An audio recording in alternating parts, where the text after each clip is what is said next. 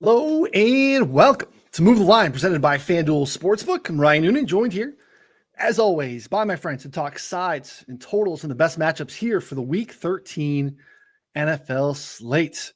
Joining me here, as always, Connor Allen. Connor, what's going on, buddy? Not much. Coming off a pretty solid week for the most part. Props were a little bit up and down, but can't complain too much there. Just excited to have our friend Sharp Clark over in a Cubs hat. Yeah, you want to take credit for this hat? I'll take credit for next week's version of the hat because we put him in a hat. We put him in a baseball cap 2 weeks in a row. It's good punishment. I bet on the Jets. I love betting on bad teams. And then somehow the Eagles cleared their over despite having 7 points in the third quarter. They cleared it by a comfortable margin. Cleared it. I wouldn't say I wasn't worried. Yeah, Connor and I were texting on the side a little bit, but when it did go there, with I think like 11 minutes left in the fourth quarter, it was like, hey, that's the whole premise of the bet anyway. And it was a very, very interesting game. And I think in terms of like some of the marquee games that we've had this season, I think that one delivered in terms of watchability and all that. So the Eagles continue to be just in the middle of these very, very tough ones, and we'll get to them here later in the show. 3 of us here every Wednesday, 4 p.m. Eastern on the 4 for 4 Bets YouTube channel.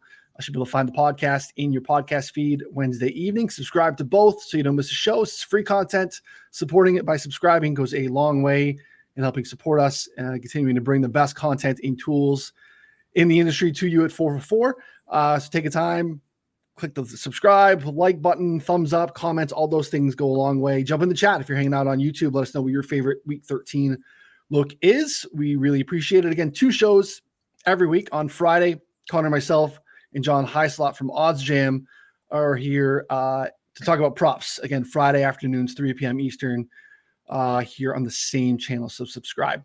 Great time to talk about the betting subscription as well. We've been talking about it all year. So we're going to get all the official plays from the 3 of us. Anything you would want to do in terms of like football speculation, if you're still rolling in your season-long league, you want to play DFS with us. We have NBA articles, tools, and picks as well, led by Kevin O'Brien, who's doing fantastic. The subscriber-only Discord really is the crown jewel of the subscription. Vivid, Underdog, Prize Picks. We have channels and plays in there as well. You get all that and more. Right now, it's just $59 for the price, which is our monthly subscription price.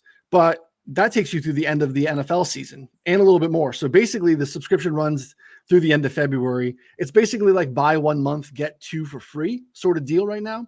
So check it out, 4for4.com/plans. Sign up for the betting sub, massive discounts, and I think you will have a good time rolling with us there. All right, last big bye week of the season here in Week 13. We got 6 teams on a bye. We just have 2 next week. I think Washington and Arizona, if I'm not mistaken. And then we're done. We're in the home stretch here. So let's get started. First game here, we have Arizona on the road in Pittsburgh. So open Pittsburgh -4 on Sunday night. Quickly bet up to 6. There was a little bit of buyback at 6.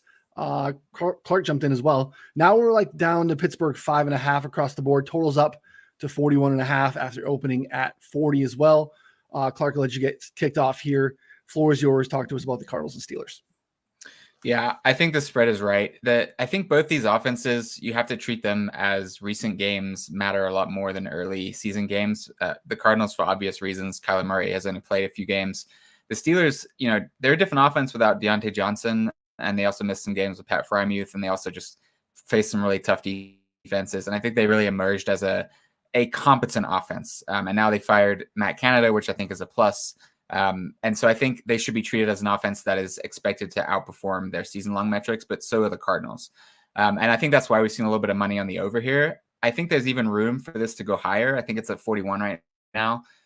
But the weather is a big question mark, right? I think that's going to be a theme of some of these games on the East Coast this week. If it's wet and rainy and windy, it's not over. I want to get involved in. I haven't made a play on it, but I think if I had to pick a side or total, that's where I'd lean in this game. The Steelers defense, I think, is exploitable. And I don't think that that's been fully realized because they lost their 2 starting linebackers 2 weeks ago. And in their last 4 games, they've faced Will Levis, Jordan Love, DTR, and Browning as opposing quarterbacks. So I think that they have been a little bit fortunate to hide their defensive failures. They've been without Minkah Fitzpatrick too, who might return in this game. So obviously that matters. But especially if Fitzpatrick is out. I think this is a Steelers secondary that can be exploited by any quarterback that can throw downfield successfully, just like we saw Jordan Love do. So I think there's as long as the weather is not terrible, I think there's probably going to be more points than the total suggests right here. But on the side, I grabbed the 6. I thought it was a good number, but after digging into the matchup further, I got closer to the 5.5, and then the spread came down to 5.5, and so those kind of erased any value I saw on the slide. Yeah, Minka might be back. Keanu Neal, who's also been an important part of their defense, he went on the IR recently as well. So it is like they're pretty decimated in the middle of the field here. Connor, I'm sure people have seen the stat, which I think is interesting. It's Steelers topped 400 total yards of offense for the first time in 58 regular season games. That covers more than the entire Matt Canada era. We're back into like Big Ben, Antonio Brown for that one. They did it in a playoff game. More recently, also not in the Matt Canada era. So none in the Matt Canada era. Then they just go ahead and take the top off in the first game. Part of that is also the Bengals defense has been atrocious here, but maybe some lights on here in terms of what to expect with Pittsburgh moving forward. What are your thoughts on this one? Yeah, there are a couple of moving pieces, as you mentioned, with the defense for the Steelers here. And we've talked about it, I mean, pretty much week after week. Like, I want to fade the Steelers. I really do. But then they keep playing these teams where Kyler so far in his return has completed 34% of his passes 10 or further downfield, 10 yards or further downfield. I mean, just like that can't happen. Like if you're going to be able to really fully realize the potential of your offense, it just needs to be better. And so like that's kind of my concern with it is Arizona going to be able to exploit that? And we saw Pittsburgh come out and be aggressive and really, kind of push the ball further downfield and, have more yards, be more successful, I think, offensively. And you get an Arizona defense that I think is fine, but it's still been exploitable as well.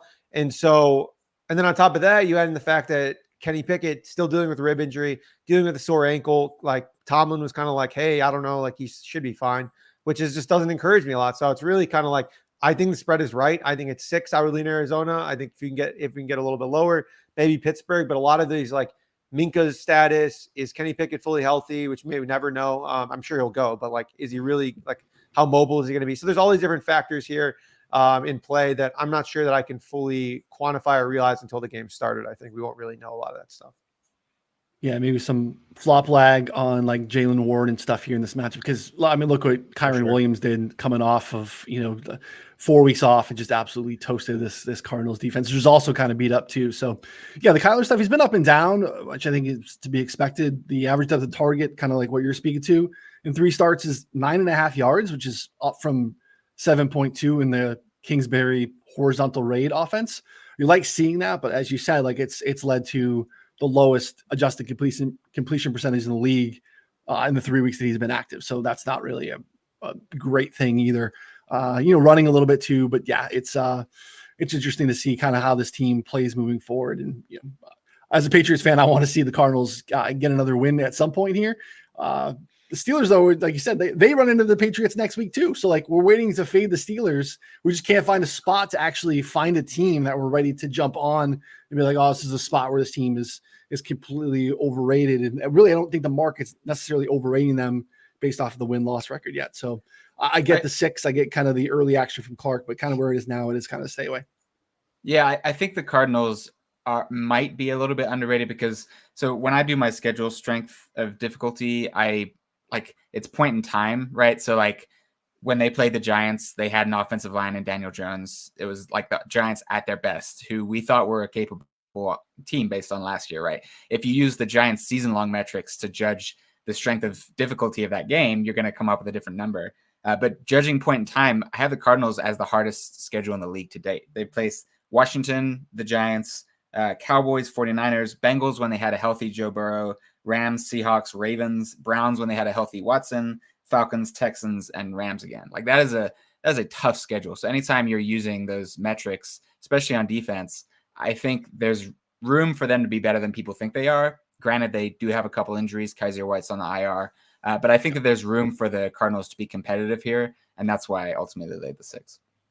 Or it's going to be grab the 6. Like you need to write the post-it note now, like fade the Steelers in the first round of the playoffs, no matter what. Like that's got to be like they're going to be like 10-point dogs. I mean, I'm looking at the AFC standings right here. Right now, they're penciled in as the 5 seed, which means they would get Miami or Jacksonville or Kansas City. I mean, they're going to get rinsed by any of those teams. I just don't know, like, we don't know who they're going to Yeah. get. So I just need to make a mental note, like, my initial lean needs to be to fade the Steelers, even if they play well the rest of the season. If we get a Steelers playoff game and the Bills are at home, that's just so hard to accept. That's Let's go Cardinals this week. Let's I know I want out of their misery. Yeah, please. I can deal with it for a couple of different reasons. So, all right, next we have the Lions. They're on the road here in New Orleans. Lions 2.5-point favorites here in the look ahead window on Friday after their loss to the Packers on Thanksgiving, and then after the Saints lost on Sunday to the Falcons. It's reopened Detroit -3.5. Has been bet out to 4. FanDuel is a 4.5. Total is up in most spots as well at 46. We have a handful of crucial injuries here as well. Saints are beat up. They lost Michael Thomas and Marshawn Lattimore a few weeks ago, and then several other guys got hurt against the Falcons. Cam Jordan with an ankle. Chris Olave still stuck in concussion protocol. That's not good news. Rashid Shaheed with a quad injury. He got hurt in the game, tried to come back in, re-aggravated and left. Wide receiver room getting very, very thin, Connor. It might be A.T. Perry time for real this time. What are your thoughts on this matchup here with the Lions and Saints? I mean, fuck him. How egregious is that their entire starting receiving core gets injured and this bum who plays every snap can't get 20 yards? 5 receivers got 20 yards. He couldn't. This is Carr, man. Carr's not good. It's not going very well. The Carr rewatches are hard to stomach sometimes. Yeah, and I don't expect to get any better here. I really like Detroit here in this spot because we talked about it early in the season. Their defensive metrics were flawed because they're like top 10 in everything. That, has now reversed in a big way, but it's also been against like aggressive offenses. Like who's going to put, like, how are they going to push the ball downfield against Detroit? Like that with who? Like A.T. Perry? You're going to tell me he's going to, push that? I just don't think that that's going to happen here. Detroit's run defense is still good. So if that's what they're going for, like, I think it's going to be a lot of underneath stuff, which Detroit has played well against like bad passing offenses or teams that haven't been able to be aggressive. And so I really like that from that angle defensively. And I think that's the only angle that like people are leaning on with this 4-point spread, because I really think that their offense, like Detroit's offense, is going to have plenty of success against New Orleans too, where Amon-Ra St. Brown in the slot is a fantastic matchup here. Considering coverage, considering where they allow players to excel. And then Marshawn Lattimore is questionable, or like, I think he's on IR, right? He's out too. IR. So like, I think Jameson Williams could play a bigger factor too on the outside. Like there's so many ways I think that this Detroit Lions team offensively can kind of rebound or play a little bit better. And on the other side, like I don't expect New Orleans to have a ton of offensive success. So even though Detroit's on the road, I like the -4 here a good bit. Yeah, the pass D for the Lions has been problematic and has been leaking a little bit more here, Clark. What are your thoughts on this one? So I agree that the Saints are going to struggle on offense because, one of my golden rules, there's never a 100% rule in betting, but one of my close to 100% rules is never bet on a team with a cluster injury at wide receiver, because, you take out one player, you take out 2 players, and now you've got a 3rd string or 4th string, in this case, wide receiver, matching up against the coverage that typically goes to the number 1 guy, and it's just a complete mismatch. So not betting on the Saints here. I think the Saints offense will struggle to capitalize against the Lions' weakness, just like you pointed out. But I disagree on the other side of the ball. I actually think that the Saints defense is not a good matchup for the Lions. And partly, as I was digging into their numbers to prep this game, I noticed something really interesting, which is that if you look at yards per carry, the Saints allow the 5th highest yards per carry in the NFL. But if you look at rush EPA and success rate, they are the 6th best in terms of EPA per play and success rate against the run. And so what accounts for that difference is quarterback runs, right? Because quarterback scrambles are not run plays, but they show up in yards per carry. And so I went back and looked at their schedule, and it was like, Ritter, 7 for 30, Dobbs, 8 for 44, Tyson Bagent, 8 for 70, Trevor Lawrence, 8 for 59, Baker Mayfield had 8 for 31, Jordan Love had 9 for 39. He's not a big scrambler. Even Bryce Young had 2 for 34. Quarterbacks that can, when you play a man-heavy defense like the Saints run with really good coverage, you have to be able to capitalize when the coverage is tight downfield. Jared Goff has 23 rushing yards on the season. He is not a scrambler under any circumstances. And I think this is going to be tricky because he's been struggling a little bit from the pocket recently, especially when there's good coverage downfield. I think the offensive scheme is, it only takes you so far when the players are not consistently getting open. Excuse me. So I have some concerns about the Lions offense, especially on the road. Sorry, man. I'll drink some water. You dying over here? You all right? happens. It's Yeah, I'm Ben good. Johnson, Jared Goff got you in a chokehold over Yeah, I don't think you believe his take. I think is what's happening. Yeah. Conclusion is the under 46 is one of my favorite bets currently on the board in this game. I think, anytime I can get a high number that I like both defenses in today's NFL, I don't care if the game is inside and the weather won't be a factor.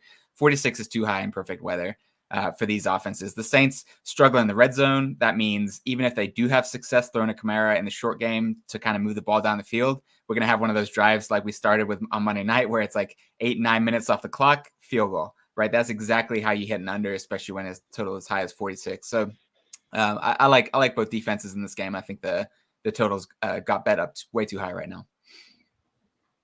Well, Alontae Taylor, the slot cover corner for the Saints, and some of this happens too when Lattimore's been playing terrific. So sometimes you just see that filters targets elsewhere. You don't want to go after that guy. There is no slot corner that is seeing more targets, giving up more receptions, more yards after the catch, more touchdowns, a higher NFL quarterback passer rating, or targets per snap than Alontae Taylor. He has been a very, very, very soft landing spot for opposing slot receivers. So, maybe it just as a prop play on Amon-Ra, it's just going to be a really nice spot for Amon-Ra to be able to take advantage. So, yeah, I mean, I agree with you that the woes of the Saints in the red zone are pretty well documented at this point. It's been something that's plagued Carr back to his days, and as a Raider, it's a problem to maybe impact the game total. But maybe for a pro Lions side, Lions team total, or Amon-Ra in particular, I think he's going to cook here in this spot, especially in the dome. So yeah, I like that one quite a bit. All right, next, another one that I think is very interesting here. We have Denver on the road in Houston. We're at Houston -3 in the look aheads, and it opened quickly bet out to 3.5, has held there. Total opened at 45 and has been on the move as well. We're working through key numbers now too. We're 47s, 47.5s out there in the market as well. Broncos have won 5 straight. Hasn't been a layup line either. Green Bay, Kansas City, Minnesota, Buffalo, and Cleveland. Those are either playoff teams or playoff adjacent teams, like we talked about with Buffalo, which is impressive when you consider how the season started for the Broncos there. ESPN's Bill Barnwell had this. Denver obviously allowed 70 points in a single game this season to Miami. They've allowed just 80 points total in the 5-game winning streak. Clark, you were on this early as well. I'll just get the floor here. Broncos and Texans. Yeah, I think the Texans offense has played well for 4 consecutive weeks relative to expectations based on my metrics. And it has coincided with a shift towards a pass-heavy approach and CJ Stroud playing really good football. This is not some kind of secret. Everybody is watching CJ Stroud. He's exciting. He's playing football the way it should be played. And there's no edge saying, I think CJ Stroud is great, because everyone thinks he's great.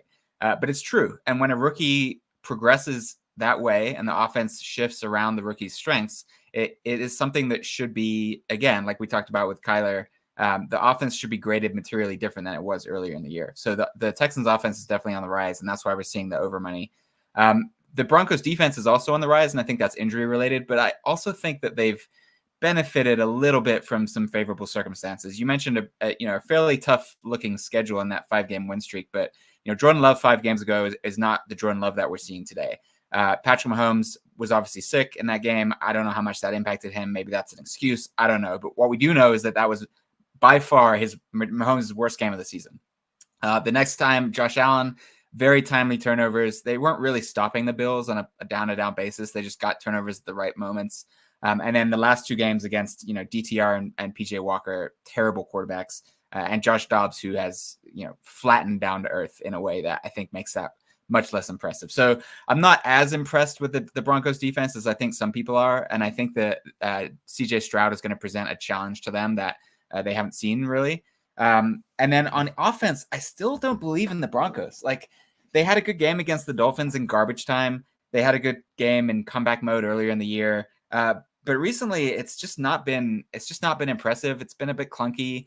They've had so many short fields that they haven't been able to turn into touchdowns. And going up against this Texans defense, it's like, the Texans play a zone that really good quarterbacks with really good timing and understanding the route trees and where they're going to be open can really capitalize. But Russell Wilson is not that. He's more of a scrambler, make plays on the run, kind of like backyard ball at this stage in his career. Not really that great at it, just relying on Cortland Sutton to make really incredible catches. And then Javonte Williams is the type of running back that gives you an edge against really good defenses because it doesn't so much matter where he comes into contact with the defense. He's going to get you 3 or 4 more yards.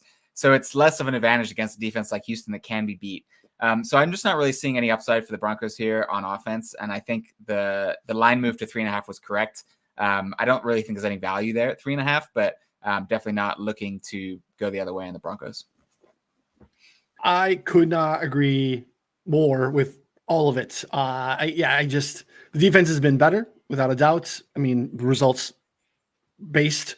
But I agree, like offensively, there's nothing here that makes you believe that this team should be on this 5-game winning streaks. We've talked about it. It's Russ's, it's layups and the occasional, shot deep and the kind of hero ball. And that's not necessarily a recipe that we should trust in terms of like their overall performance has been middle of the pack. But defensively, this has been marked by insane turnover variance. Well, first of all, plus 13 turnover margin over the past 5 weeks, plus 13. And not just turnovers, massively impactful turnovers. Shout out to Ben Solak for this. That 13 turnover margin has led to over 60 expected points added for Denver over the past 5 games. 60. It's like 12 points per game in EPA off of turnovers. So for context, in 2020, the league leader in turnover EPA didn't even break 50 over the entirety of the season. 2021 Cowboys, 2022 Niners led the league in turnover EPA right around 70. But again, over the course of 17 games, we have a 5-game span with the Broncos with over 60 EPA on turnovers alone. That is not going to last. Those are timely turnovers inside the red zone, just turnovers that lead to wins or losses. That obviously is going to regress in a massive, massive way. And again, they deserve credit. They were going to regress positively as well. So I feel like we had like this massive, shift to like, all right, they're not as bad as a team that gives up 70 points. They're also not a team that's like, we should expect to go and win all these games in a row without all this turnover variance. So yeah, the Broncos are going to come back down to earth. Then again, the AFC is open a little bit. They've taken advantage and they won these 5 games and, they positioned themselves well to maybe play some normal ball down the stretch and still win. But like you said, I'm not really seeing it offensively either. So Connor, any thoughts here on Broncos Texans? Yeah, I think you guys hit on most of the points there that like their EPA, since week 6, so week 7 through 12, 7th in EPA per play, but a lot of that has to do with interceptions and, how that positively impacts EPA success rate. They're 23rd. If you take out turnovers, they're 24th in EPA per play. And 24th in success rate, but they are allowing just 6.4 yards per pass attempt since week 5. And I think that, their schedule, like I know that there were caveats to a lot of it. Like, I think it's impressive kind of like no matter how you cut it, like and in this point here, it's interesting because CJ Stroud has played obviously incredibly, like as you mentioned, but I don't think that the Bucks, Panthers, Bengals, Cardinals, and Jags are any kind of murderer's row or anyone that really should be giving anyone too many problems. And so I don't think that necessarily changes here. Denver's like 16th in pressure rate over the last 6-7 weeks, since they kind of turned the corner. So I don't think that it's going to be like some massive shift there, but I think it's going to be enough to at least not allow CJ Stroud look like an MVP candidate, at least right off the top. And I don't think that's a crazy take. And on the other side, I don't think that I fully disagree, but I kind of disagree to the extent that I don't think Houston's defense is good and that Russell Wilson and the Broncos offense it's been like dink or dunk or like a prayer. And a lot of the times the prayers have not come through. But the digging and dunking has been okay. He doesn't turn the ball over. Like those are things that help teams win games, even though it's ugly on the field at times. He doesn't always like throw well with timing. Like those things can all be true at the same time. And so I think 3.5, if I had to pick someone, I would lean Denver just because I think it's going to be kind of like a mucky, like shitty kind of game. But, that's just my lean. It's not like nothing that I'm like going crazy for to play here. Yeah, Clark's probably right. With the 3.5, the move is probably not a ton of value left. Maybe Broncos do make sense. That half a point makes a big difference. I just think the Texans game too, rewatching, we don't like to rail on officiating often. I think that Jags Texans game was probably one of the worst officiated games that I've seen in a very long time. There were some massive, massive call issues in that game on both sides. The Texans really took it on the chin with some ill-timed misses from the refs, a couple massive Tank Dell plays that should not have, basically what the Dolphins do every single play with like the jet motion out, and they called it a legal shift on Tank Dell on a ball that he got like a 65-yarder down the field. Another one where he like caught a ball on the sideline, great play, they called him out of bounds. There's just a few impactful ones. So if that game goes a little bit different, I think we have a different perception of who the Texans are as well. And I think that would probably impact things. So still, it would be Texans or nothing for me. I'm not really interested in the Broncos at this point, but Connor makes some good points. They still had to go out and do it. They are protecting the ball, but that's kind of all I have for that one. Yeah, I think Texans by 3 is a pretty common outcome in this one. So yeah, 3.5 makes sense at that point. All right, meat and potatoes in the show. San Francisco on the road in Philly. Our NFC Championship rematch here. Fascinating matchup. Fascinating market here as well. The Eagles are 10-1. They're in the middle of an absolute gauntlet schedule-wise. Beat the Chiefs on the road. Bills in dramatic fashion last week. But now they are getting 2.5, 3 in some spots, points at home against the 49ers. Total is 46.5. Now, fascinating because I think that's probably the right price given the situation, even though on paper that was, sounds alarming. But I think the Eagles injury report here is really important, specifically the status of Lane Johnson, who we weren't expecting to sit in last week's game against the Bills, tweaked a groin. Looks like he might be okay. But again, we still don't know. Nothing. We probably won't know until we get closer to game day here. 49ers also have what I believe is a pretty meaningful rest advantage after playing on Thanksgiving. And then again, in that Bills game, the Bills ran insane 92 plays on Sunday against the Eagles. I think that matters a little bit here. Connor, what are your thoughts on Niners and Eagles? Yeah, I had non-betting friends texting me and they're like, wait, the 49ers are favored in this game? And I'm like, yes. I was like, they're the better team. I think that this is very fair. And for a couple of reasons here. I just can't stress it enough that in my mind, when I was watching those games, that the Eagles got really lucky. I think that one of those times, like the Chiefs game, we talked about this last week, the Kelsey fumble, Mahomes red zone interception, MVS dropping the ball, so many ways for them to win that game. Last week, as Clark mentioned at the top of the show, they scored 7 points through 2+ quarters, with the 2 full quarters and into the third quarter. And then it wasn't until early in the third quarter where they started doing these outside runs, basically, that made the defense kind of respect what was going on. They ripped off a few big ones there. DeAndre Swift had one as well. They stopped kind of running the ball into the meat of the defense and just started attacking the edges and kind of found their rhythm a little bit and then ripped off 30 points. So I think that when we think about that, this front seven for the Niners is just not going to give them that. And I think that that's no matter what's going to happen here, I think Noon and I are a lot lower on this Buffalo Bills defense than Clark is, but I don't think that that's a very good unit. They're given their current standing.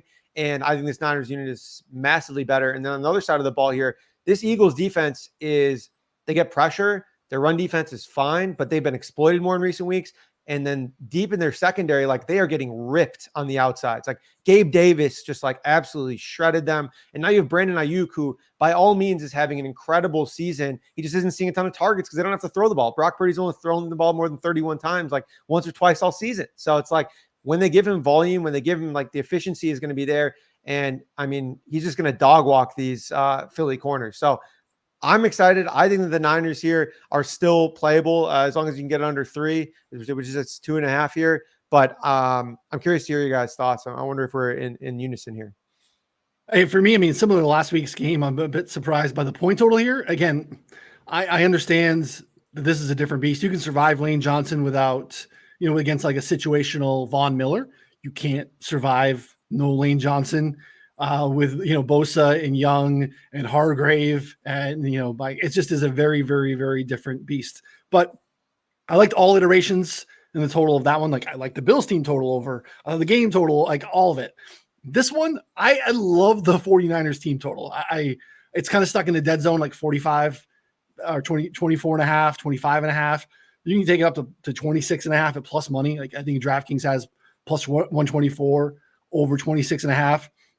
Again, the Eagles are allowing the 4th highest rate of explosive plays. Only Miami offensively has a higher rate of explosive plays than this 49ers offense. I know the 49ers can slow it down sometimes, but I still think that the Eagles will have success offensively because I think you can get to the secondary of the Niners as well if you can protect. So if Lane Johnson is in, I think the Eagles have success offensively as well. I just don't think the Eagles really have a chance at stopping the 49ers here. So I don't know what that does to sides or totals here, Clark, but yeah, I think the Niners score a ton of points.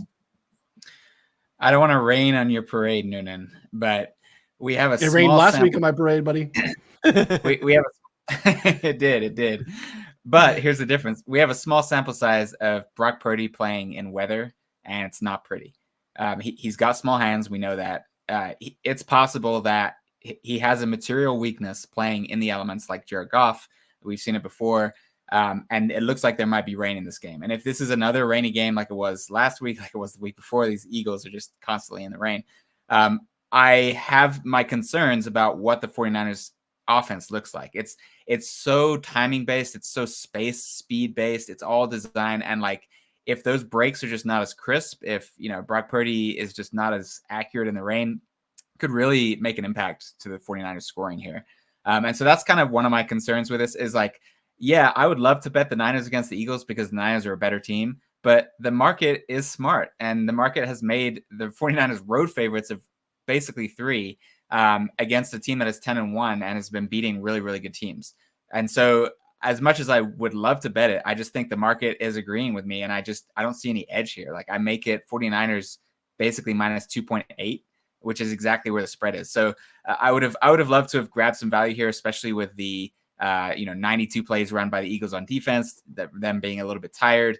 But I think with my concerns about Purdy, and then, we've seen the Eagles home field be materially impacting these games. Like they've consistently won big games at home. The crowd is, rabid. I hate Eagles fans, but they get up for their team. They make that place difficult to play in. And it's just not a spot that I think has any value left. I think it's just been squeezed out. So I'm watching the total a little bit. We got some over money coming into the market right before we went live. I think it's up to 47.5. If there's weather concerns, like that could be creeping up a little too high, especially if Lane Johnson may not play. Because I think the Eagles are the type of offense that can be disrupted by a really, really good defensive front. The only problem is, Jalen Hurts is going to chuck some bombs, and the Niners may not have the secondary to stop A.J. Brown and Devonta Smith from making those explosive plays. We saw in the playoff game last year, Devonta Smith had that huge catch on 4th and long. That wasn't actually a catch, but they didn't challenge it. It's like those kinds of plays could turn both the spread and the over if Hurts is able to connect on those deep passes. So I haven't come to a full decision on this game, but I think at current prices, my favorite look is to the under, especially if it hits 48. It's I was just looking at the weather. So I'm seeing 36% chance of rain right now, 10-mile-per-hour winds. So at that point, obviously it's worth monitoring because I think all the points you said are valid. At that point, it's not a concern to me. But I'll hit up my weather people and see what they think, where they're tracking actual Army, things here and there, like looking at weather because they'll know better than I will. But based off that, I don't think so much. If the weather is clear and we get confirmation of that, then I'm not touching the under. I don't think. Yeah, I mean, based off of where the team total is right now, anyway, I'm okay waiting to get confirmation on Lane Johnson's status. Get confirmation on the weather situation because then it just moves into 26.5 and minus 110 anyway, which I'm fine with betting. Yeah, I lose the plus money, but then I feel better about the situation if Brock Purdy in his small hands can't handle a wet ball. But yeah, I mean, if clear conditions, again, we're Wednesday afternoon, hard to play weatherman 96 hours out. But yeah, it's something to monitor for sure. But yeah, I can't see a scenario where the Eagles don't get cooked. But doesn't mean that they can't do it back. But it's one of those situations, just like last week. It wasn't like I didn't have a Eagles ticket last week. I thought the Eagles were going to score a ton of points. I knew the Bills could too. I just didn't see a scenario where the Eagles didn't score. That's kind of how I feel about the Niners here, where the Eagles can kind of hang around, but there's no shot in a nice scenario where the weather's okay, where Brock Purdy in this offense doesn't absolutely cook a little bit. Sorry, go for it. I think alternate spreads are in play for the 49ers. It's very on brand for me betting 49ers alt spreads against the Eagles. But if Lane Johnson doesn't play and the 49ers defensive line dominates the matchup, we've seen this offense really stagnate when Jalen Hurts is under pressure. He just kind of rolls out and then eventually throws it away. It's on replay. And when the Eagles can't get those 5-6 rushing yards on rushing plays to get to their 3rd and 2 that's automatic. They really struggle. They rely on making these crazy 3rd and 15 bombs where, you know, the defender makes a mistake. And if that's what they're relying on and the 49ers offense is clicking, like this has some potential to be, especially after that, you know, 2 draining big wins for the Eagles, 92 plays on defense, injuries mounting up. Like you could see this kind of be like the Eagles be like, hey, we lose this game, we're still number 1 in the NFC. Like it's okay. It's okay. It's okay. We can move on. And so I think all spreads are in play. Yeah, I was going to say I would love nothing more. Well, I mean, everyone else would hate this, but I would love nothing more than a Niners, Lions, baby hands off in the snow, like slop fest. It'd be like a bunch of toddlers throwing snowballs out there, you know, it'd be amazing. Like, you know, be so sloppy. These guys wouldn't be able to hold the ball with both their baby hands. It'd be, I mean, because the golf thing is fully legit too. We've seen it happen like 10 times. 1,000%. They don't play in the snow though. They got San Francisco, Detroit. You're not going to get that. Yeah. Not happening. Yeah. Neutral site, neutral site game occasionally. Well, we need some other forces at play here, but you never know. They floated neutral site AFC championship last year, right? Because of all the schedule mishaps. I think so. Yeah. Never say never. It would be amazing. It'd be like totals would open up high because you expect both things from the offense, and then you can just bet all the unders. It'd be so good. Yeah, Clark, not afraid to go against the Eagles there. But yeah, this is measured. So I understand where we're at here. Eagles are a good team. All right. I want to put on the record, by my metrics, the Eagles outplayed the Bills last week. That's it. Wow. Flip that. Like the poor Eagles, they're in another spot next week where they're on the wrong side of the rest again. They get Dallas, again, gauntlet of a schedule. Dallas, who plays Thursday night. So Dallas is going to have a rest advantage next week in that matchup. Again, that one's becomes pretty impactful for the division, even if the Niners were to win here this week. So yeah, something to watch for sure. Then it lightens up finally for the Eagles a little bit after, you know, Chiefs, Bills, Niners, Cowboys. That is rough. Yeah. I think that, do you think there's any value on Cowboys to win the division? I mean, I'm fully like, I mean, I'm a massive homer here because that parlay ticket with all my division winner predictions have the Cowboys in there. It's like the only leg that's not favored right now in the entire thing. Everything else is like looking amazing except for the Cowboys. And I don't know. I mean, I feel like if they beat the Eagles, then what would it be, tied if they win the next 2 and the Eagles drop the next 2? So, I mean, it's plus 700 right now. I don't know. No. So first of all, yeah, the Eagles would have to lose to the Niners and then lose to the Cowboys. Cowboys would have to win. Yeah. But even if that happens, the Cowboys lost to the Cardinals and the 49ers, whereas the Eagles lost to the Jets. And so tiebreaker becomes an NFC record. And so the Eagles actually have a tiebreaker in that case. So you'd also need the Cowboys to beat the Bills, and then you need the Eagles to drop another game. And the rest of their games are easy. Don't think there's value at current prices. Yeah, that's the Eagles division. Yeah, say that cash out button if you got it, buddy. Yeah, I think my cash out's not looking great regardless, but I was, in my head, it made sense. I'm with you. I have Cowboys division ticket that is really going to sink me, but I'm just letting it ride, hoping that, you know, maybe Jalen Hurts gets hurt. I don't want to wish for injuries, but like things happen and it's still alive. But I don't like Chiefs and Bills really couldn't pull one of these damn games out. I mean, come on, guys. Like what the they're so selling, man. It's crazy. And think about the Cowboys-Eagles game. Like, how many chances did the Cowboys have to win that game? I mean, it was that the Cowboys division bet was a good bet at the price that it was before the season. 1,000%. Bad run out. Yeah. Yeah. I have a big preseason parlay to make the playoffs, which is sunk by the Joe Burrow injury. The Bengals will not be in the playoffs, and it's no cash out option on that one anymore either, unfortunately. So that ship has sailed. All right, last one here. Kansas City at Green Bay. Some positive Packers sentiment in the market after back-to-back wins against the Chargers and Lions. It's open KC -7, down to 6, total between 42 and a half. I want to believe in this Packers team. We all had optimism in the preseason. And if I'm trying to choose right now between this being a sustainable shift or being very matchup specific, I lean towards it being very matchup specific. Chargers pass defense is one of the worst in the league all season. And since week 5, we talked about it a little bit at the top with the Lions and the Saints matchups. The Lions defense, 26 in EPA per play, 30th in dropback success rate allowed. You can pick them apart. These are not serious defenses. And over that same time frame, the Chiefs defense, 2nd in dropback success rate allowed. Just a very far cry from the previous matchups here for Jordan Love and company. Clark, what are your thoughts here on Chiefs and Packers? Yeah, I agree. I'm big on the Packers emergence for a lot of the same reasons why I'm high on the Texans offense. I'm high on the Packers offense, in that a young quarterback is starting to play well, and they're starting to trust him, and that confidence is building. It's real, and so I think the Packers offense should be moved up. But the last 4 games in which that has happened has come against secondaries that are definitely exploitable, like you said. I was looking at PFF grades of the top corner on each of these teams, and the Rams' best corner is the 45th best corner. The Steelers' best corner is 29th. The Chargers is 28th. The Lions is Brian Branch at 21st, but the rest of their secondary is obviously exploitable. Trent McDuffie is the 4th best graded cornerback for the Chiefs, or in the NFL, plays for the Chiefs. So I think that's going to disrupt a lot of their number one options. And Jordan Love is really good at going to his number one option. So having to read the field, read the defense, make progressions with a pass rush that can get home could be a little bit of a letdown spot for the Packers, especially after 2 huge wins.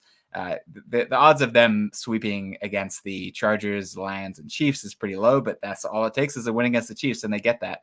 I think if the Packers do win this game, they'll probably make the playoffs. But even if they don't, I think they can still make the playoffs, and I think they know that. So I'm seeing, it's a home game. There's another game with potential weather, maybe even snow. Like, this is Green Bay, right? So that kind of rain in the forecast with close to freezing temperatures can easily turn into a snow game. I know that Mahomes can play in the snow. I don't know if Jordan Love can play in the snow. I guess we'll see, and I guess we'll have to know because he's playing in Green Bay. But this is a spot where I like the Chiefs, slightly at the current numbers, but not enough to make a play on it. I'm kind of evaluating some derivative markets on this one. We've seen the Chiefs really struggle in the second half. And I think that some of that is actual signal. Like, I've been kind of resistant to it, but I think that there is an element of them, kind of putting their foot on the gas in the first half, and then they've been struggling to make those in-game adjustments and really finish. So maybe a first half bet on the Chiefs if the number gets to 3. I think right now it's 3.5. But definitely not looking to play the Packers. I've been playing them in the last few weeks, whether it's on the over or the team, and it's been successful. But I think the market has finally caught up, and I'm no longer seeing value betting on the Packers in this one. Yeah, all good points there. Connor, what are your thoughts here on Packers Chiefs? It was interesting because I thought that the Raiders came out and played significantly better last week against this Chiefs defense that I think is stellar. But if you go back and watch, basically Aiden O'Connell and the Raiders offense crushed during the scripted plays and then were like horrible after. So it was like 2 drives. First drive, 75 yards, touchdown. Second drive was like 70 yards, missed field goal.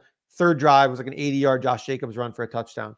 Outside of that, they played like horrible. And because the Chiefs defense is good, it was just Aiden O'Connell relying on Devontae Adams, who is still awesome, and Jacoby Myers, who is also still very underrated, who like won in their routes and they had good plays on. But again, like, I don't think that the Packers really have that kind of option. Like, Christian Watson isn't anywhere near that caliber. And I know I'm a known hater, but still, even if there's, some good games, I don't really think that that's in his range of outcomes right now. And like, some of the other guys are okay. They're fine. I just don't think that they're quite on that level yet. So it's going to rely a lot on, I think, on the scripted plays to get him going. And then maybe he can continue, but I really just don't think so. Like, I don't think that that's going to be the case here. And in years past, I think you could bank on this Green Bay Packers team relying on their running game. Whereas like AJ Dillon is limited with a groin injury. Like, their running game has been bad. And so like, you can run on the Chiefs defense, but I don't think that that's really a strength of the Packers right now, whereas I see the strength being like aggressive and pushing the ball downfield and like winning like in further, areas to open up the run potentially, which is still not really been opened up, but hypothetically, and I don't really see that playing out here. So I think KC moved down to 6 like recently. I like them at 6. I think that's a fine look here because, all that I laid out here. And I think their offense is, still kind of figuring their way out here, but Packers run defense, still not very good. So I think that's another extra edge here for the Kansas City offense to exploit. Yeah, no Aaron Jones again, probably too, right? That's impactful to me. Yep. AJ Dillon's beat up a little bit. That's not great. If you're going to have to ride that, like, yeah, McDuffie's great. Jerry Sneed's awesome too. It's just a very different setup than what the Packers have experienced a little bit so far. So yeah, they were very aggressive and took advantage of being, I think, taking shots down the field in that spot against Detroit, not taking their foot off the gas a little bit. Yeah, it's feels like a great teaser leg. Like you want a primetime teaser leg, yeah, because that Jags one, Clark, I know you're on too. Like that Jags teaser leg feels like it's a really good look against the Bengals there. I don't know, you can get before this cruises down too much, you can just get down the Chiefs down to a pick, and basically the same thing with the Jags feels like a nice play for me. If chase the dragon on Sunday evening when things didn't go well, you just all right, let's just tease the last 2 games of the week and let's make it all back here. But I know you're in on the Jags teaser leg as well. This is not financial advice right now. You need to put the little asterisk there. I think the Packers are alive. I don't know that I would tease the Chiefs. I mean, Jordan Love's been playing really well, and yeah, my numbers say there's a maybe slight edge on the Chiefs, but the way that the Packers offense has been playing, they're live at home. This is, I don't know. I think people are still, maybe some people are still sleeping on the Packers and what their potential is. I don't think I'm sleeping on them. I just think they're a little overrated in the market currently based off of the last couple of weeks results, which I think speaks more to where the Lions pass defense is. And we know the Chargers. We know who the Chargers are at this point. And Patrick Mahomes isn't going to Jared goof it up. And I think too, look, we saw a shift with the way that the Chiefs use their receivers. Receivers have not been great. Oh yeah. Rasheed Rice. Throw the ball to Rasheed Rice 10 times. See what happens. Yeah, and who on the Packers defense is going to guard Kelsey? Jonathan Owens. It's going to take 2 guys. It's going to take 2 guys. So if any of the receivers, Chiefs receivers, can win one-on-one, then yeah, I think the Chiefs are fine. Daddy Johnny, great name. He's very bullish on the Packers here in the chat. Hey, Jordan Love 4 tutties. You can make some good money on that, buddy. Probably you're probably getting 10-1 or something pretty close on that for Jordan Love chucking 4 tutties around. So you have an opinion on football? Disagree? You can go to the market, go to the window, and lay the money yourself and get down on it. So yeah, biases say it's okay. You can throw is this money Paulson's down burner or what? I think Paulson logged in on the wrong account or what? I would love to know that he has a Daddy Johnny burner. It's weird seeing someone who's more bullish on the Packers than I am. I've been it's true. Last couple of weeks it's been all Packers. Where's our buddy George at it? George, that show you do that show with George, right? He was big on the Packers preseason. Where's he at on the? No. Yeah, we've been talking about the last 2 weeks ago on our show. I talked about Jordan Love and how he's progressing and how we should be anticipating moving forward. And then last week he did the same thing. It's we've been banging that drum, but I think everyone's on it now, so it's not a minority opinion. What else is on the board that we like this week? Any leans, Connor? Any notes that you have on anything we didn't talk about that you want to highlight here? There's a couple of games that are how is this team favored by this much? Bucks -6, Chargers -6 against the Patriots. There's just so many games where I think I have to dig into deeper, but I just I want to instantly click one side, but then I know that that's just not the obvious answer in one of the, a pretty liquid market. So for me, it's kind of nothing right now, but Dolphins, it's just really hard for me to see, they could legit score 70 points again. This is not even, I just don't know how the Washington's going to stop their passing game. So I'm very intrigued by that. Those are just some of the other notes that I've had here. Yeah, I took some Patriots because I hate myself.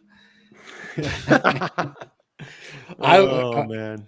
I don't get it. I don't. My numbers, I do play-by-play evaluations, and I'm looking at, and I'm just the Chargers should not be laying anywhere close to 6 on the road against New England. I agree. I feel like I'm taking crazy pills, and I get it. It's who wants to bet on the Patriots now? But if the line is wrong, the line is wrong. Who's starting a quarterback? That's what. How do they move the ball against the Chargers? It probably doesn't matter. Maybe it doesn't matter. I don't know. Maybe so. It looks like today's practice was Bailey Zappi, and Mac moved the ball. They moved the ball fine against the Giants. It was just stupid interceptions. But I wish I could be just a tip pass. These were terrible throws. Horrible. Mac Jones especially, just I don't know, ruined the whole game for the Patriots. Was they were consistently driving, running the ball on first down for 8 yards a carry. I don't know, I'm making that up, but it felt like it. and then they had so many quick screen passes where like the guy catches it and there's like 4 blockers in front of him, gets 15 yards. Like it was just easy, smooth sailing. And then Mac Jones is like, oh, there's a giant. I'm gonna throw you the ball. And it was like, if they do that against the Chargers, they may get blown out. But all it takes is not turning the ball over. Those long drives where they run the ball well, they get those screen passes out there. It's going to kill the clock. It's going to make it hard. And the Chargers offense just does not deserve to be laying 6 on the road against a defense with a pulse. So yeah. I had to take it. That's fair. Do you guys, I feel like I should go back and just like cold takes expose the entire Bill O'Brien circle jerk that was going on Twitter, where everyone thought that he was going to like save Mac Jones and the Patriots offense. And I feel like a fair take was like, yeah, they're going to be better. They can't be much worse than the Joe Judge offense, which is I'm pretty sure the take that we had. He's not a very good offensive coordinator either. Like, I just don't know, like he's not good either. So I just don't know where that came from. And I think it's hilarious that people were like, oh, they're going to be like a top 10 offense because they're garbage. It'll be a win-win. I didn't hear anyone say that. If the Patriots cover, then that means if the Patriots cover, then I win. If the Patriots don't cover, it means they lost, and I win my season win total over. So that'll be good. Or under season win total over. I've been, as a Patriots fan, I've been blessed to have a lot of like Super Bowl celebrations and Super Bowl memories and like reactions to massive plays. And, when you think of like the Malcolm Butler play and, some of the great Julian Edelman performances in big playoff games and Amendola and some great wins coming back against the Ravens. A lot of good memories of football over the last 20-something years. I had a very similar reaction to that duck hook kick at the end of that game. I was thrilled when that guy missed that. I jumped off my couch. I was so ecstatic that he missed that kick because look, they're not a good team. They don't have anything to build for the future. You need to get a quarterback. You need to get an answer to that. Or look, if you miss out on the quarterback, you need to get, Marvin Jones Jr. You need to get something that's available in this April's draft. You don't get that by beating the Giants here. I was thrilled that they did not push that game into OT and solidified at least the tiebreaker against the Giants if things kind of continue to go that way. So I like that the Bears are a little bit feisty right now. They won a football game. We have the Cardinals and Kyler. They're going to win at some point because they're okay. They're competitive. Patriots look non-competitive, and I am thrilled that hey, we'll let the Bears make their choice at number 1, and the Pats can be sitting there at number 2. And yeah, it's time to move on from the Mac Daddy experience. He's just in his head. He's just he's broken. Yeah, he's literally broken. He looks broken. He looks broken out there. It's on his face. It's in his body language. It's bad. Clark, I want to get your thoughts on this is a little bit tough, and we are moving, but we're still a little short of some key numbers. It's Colts Titans total. Titans are tough to like get in on totals because they're the bottom side of this offense is just awful. But like just Colts games just go over almost all the time. And having this game again, second time in the division, all those things. What are your thoughts on Colts Titans? Any thoughts on that one? I'm right on the number. The Colts play with pace, which is why they often go under, and that really matters, or over, and that really matters. But I think their defense continues to be underrated, and so kind of like offsetting angles that I think the Titans aren't a great offense, but getting over 43.5, 42.5 is like it's like right where I think the median is. Yeah. Yeah, they might get Juju Brents back, their best corner. They lost, obviously, Jonathan Taylor, so that probably steals a little bit of ceiling from the offense there. Matters a lot. Yeah. Falcons-Jets game is fascinating to me as well. I played a little bit of I sprinkled on Aaron Rodgers comeback player of the year at 18-1. It was the best in the market. Look, if this dude comes back and plays, the other alternative is we have a minus 300 cornerback who's played like 2 snaps this season. I think 2 is like 4-1. This is an insane situation, but like they activated him to practice. It's kind of a crazy situation. It gets really interesting if they can win this game here against the Falcons there. But again, like Falcons, they have 2.5 3-point favorites there in New York. I think that one's kind of fascinating. But yeah, you guys have anything else you want to highlight here? I have a hard time believing that he comes back, but I do too. I can't believe we're here. I mean, Yeah. they're 4-7 and they're underdogs, right? They're underdogs to the Falcons. Yeah, there's no reason. There's no reason for it, but we're talking about Aaron Rodgers, right? We're talking about someone who definitely, He's such an attention whore. right, beat of his own drum. I don't think he cares that they're eliminated. I think he still wants to come back to be the dude that came back from an Achilles in the same season, right? You know, he was been drinking his, taking mushrooms, drinking mushrooms, using like dolphin sex, whatever it's like he's needed to get himself back. I think he still wants to come back and prove that he was the dude that did that. Like that's part of his like put it on my plaque in Canton kind of a situation. So I get your point. If they're eliminated, it makes less sense. But I think he's totally, if he can play, he wants to. And they have Tim Boyle. 100%.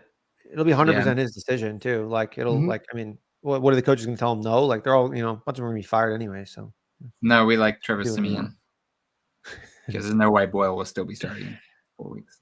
I agree.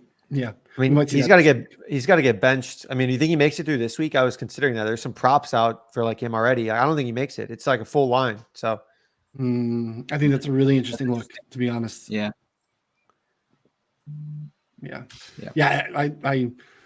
I don't think he makes it through. It was rough for parts of that game there. It's like not really a normal football game whatsoever. But yeah, any bounce back here, like the coach fired narrative, the Ewing theory in Carolina, Tampa Bay there, Clark, with moving on from Frank Reich. Any thoughts there?